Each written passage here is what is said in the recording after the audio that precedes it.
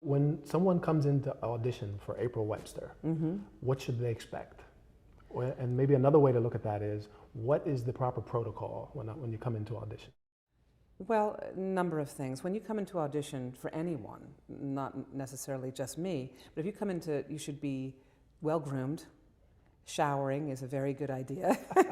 You laugh, but there was a man we used to call Mr. Stinky, who would come in. We only brought him in twice because we'd have to air out the room. Wow.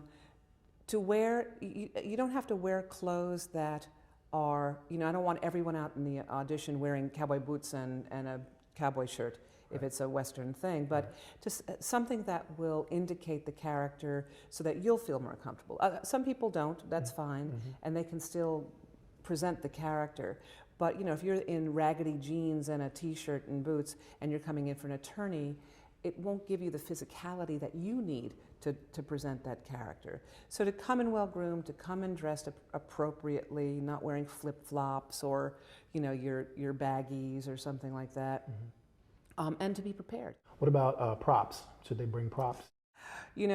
Props are, I was starting to tell a story a little bit earlier about a guy who actually came in with weapons. He had them, the character was supposed to be a survivalist, it was a comedy, and he first terrified the producer by saying, "Hey, good to see you again." And she went, "What?" He went, and then he's reading the piece, and he opens his Hawaiian shirt, and strapped to his belly is a giant Bowie knife and a gun. And so she was like so scared that she almost called security after he left. And I called the agent. I said, "Please tell Michael not to bring guns into no weapons." The only trouble with props is that they can hang you up.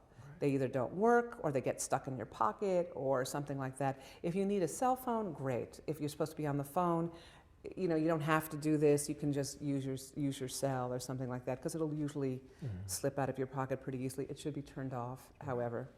In any case, it should be turned off when you come into the audition, because you don't want it ringing at an inappropriate time. I would say no to props, unless you absolutely can't do without it. What are some of the biggest mistakes that you see actors make when they do come into audition? They talk too much. Oh, really? They explain why they're not prepared. Why well, I was out till 11 last night. We were shooting till 4. I didn't get the script. It's all of this qualification to what their audition's going to be before you even hear it. So that's one thing. Commenting on their own performance in the audition. I've seen an actor, after the audition was done, sort of go, well, he made the decision for us. We liked what he had done, and he clearly didn't, so I guess it wasn't very good if you didn't like it too. But certainly the most important thing is to be prepared, to not start a whole drama conversation about what's happened to you, and if you're done, to say, is there any other way you'd like to see it? They'll probably say no, and you can go. Or if there is, then to be able to be flexible enough to make a change.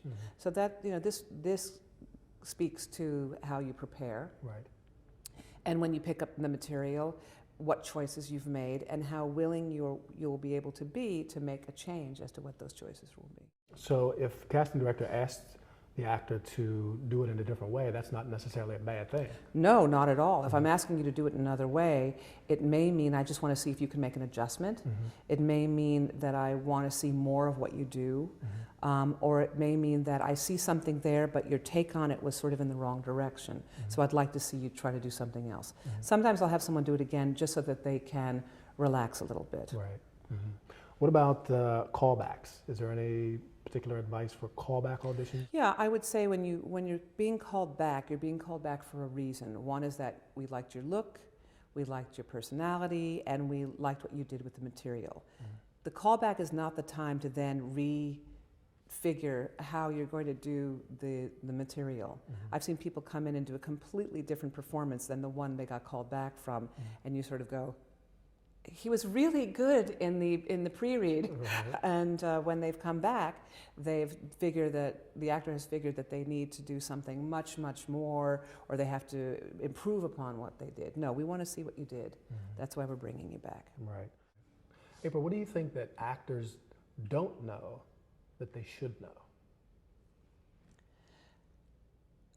What I would say is that this is a collaboration. It's not a confrontation. When an actor comes in for an audition, we want them to be the right person. Right. I don't want to see 5,000 people for a role. I want you to be the right one.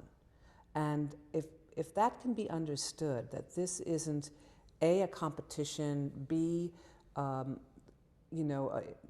that I'm trying to X you out or say, thank God I don't have to cast you, that this is truly a collaboration and I can't do it without you, you can't do it without me, then the presentation becomes a little bit different. You don't have to be worrying about what the end result of the audition is going to be. You're going to be there, present, doing the best work you possibly can. I'm not the adversary. I'm actually the advocate. And that's a really important thing to know, I think. What's a typical day like in the life of a casting director? Well, besides being on the phone, and now that we have email constantly on the computer, my face is never out of the computer, what we're doing is we'll come in, we'll set up for the day, and we usually will start auditions from 11 o'clock. We'll have a morning session, we'll break for lunch, maybe while the producer and the director are eating lunch. We're answering emails, talking to agents whenever possible, and setting up for the next session in the afternoon. There's an enormous amount of prep that goes into casting so that you have all the sessions filled.